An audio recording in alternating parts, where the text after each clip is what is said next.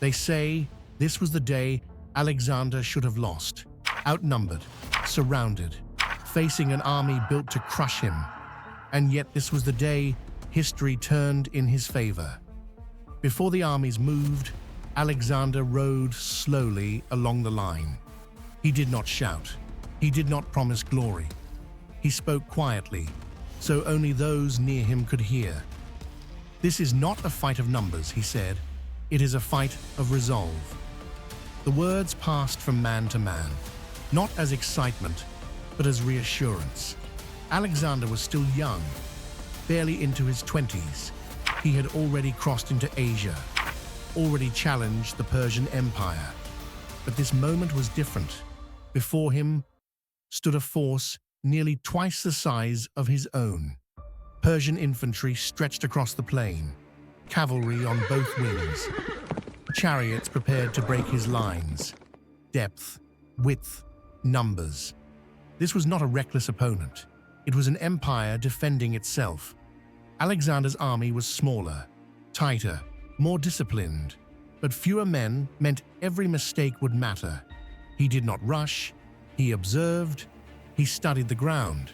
The Persians held the advantage in numbers, but numbers need space, and space creates gaps. Alexander understood something simple. An army twice your size cannot move as one forever. He formed his troops deliberately, infantry at the center.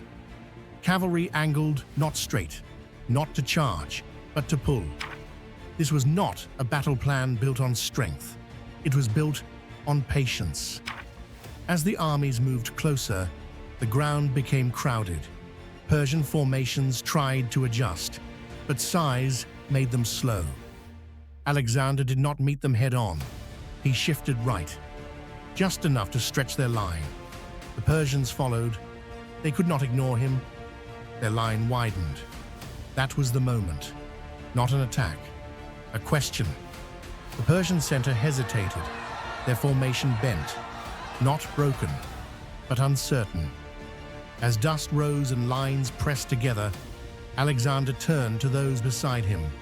His voice was calm, almost measured. "Hold," he said. "The opening will reveal itself." The fighting intensified. Noise replaced clarity. Men focused only on what was in front of them. Alexander saw what others could not: a thinning line, a delay in response. He waited one more breath. Then he struck. Not everywhere, only once. Only where the line was weakest. His cavalry drove forward in a narrow wedge, fast, focused, silent, except for the sound of hooves. The Persian numbers suddenly worked against them. Too many men trying to respond at once. Commands overlapped, movement slowed. Alexander did not try to destroy the entire army. He aimed for the heart. The center collapsed inward, not from fear, from confusion. The Persian wings were still strong, still dangerous, but now disconnected. An army twice the size only works when it stays whole. Alexander's infantry held firm. They did not advance far.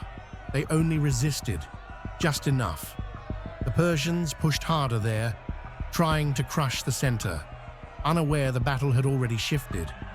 Behind them, the line had been pierced. Orders could no longer travel cleanly. Units acted alone. Alexander did not chase. He did not overextend. He turned inward. The gap widened. The Persian center unraveled. At this point, numbers meant nothing. Men could not see who was winning, only that something was wrong. The Persian army began to fold, not all at once, in sections, quietly. Some units fought on, others pulled back. A few fled. Alexander did not celebrate. He maintained control. He knew the danger was not over. A larger army can still kill you while retreating. Only when the field was his did he slow. As the dust settled, he looked across the ground, not at the fallen, but at the space they had taken. "This," he said softly, "is what happens when an army forgets its center." The battle was finished. Not because the Persians lacked courage, but because they lost cohesion. Alexander had faced an army twice his size and refused to fight it all at once. This was the turning point, not only of the battle, but of his reputation. From this day forward, enemies feared his judgment more than his numbers. He did not win by being stronger, he won by understanding limits, the limits of command, the limits of space, the limits of control. This battle proved something uncomfortable. That size alone does not decide outcomes. For Alexander, it was confirmation. He trusted his judgment. He trusted timing. He trusted restraint.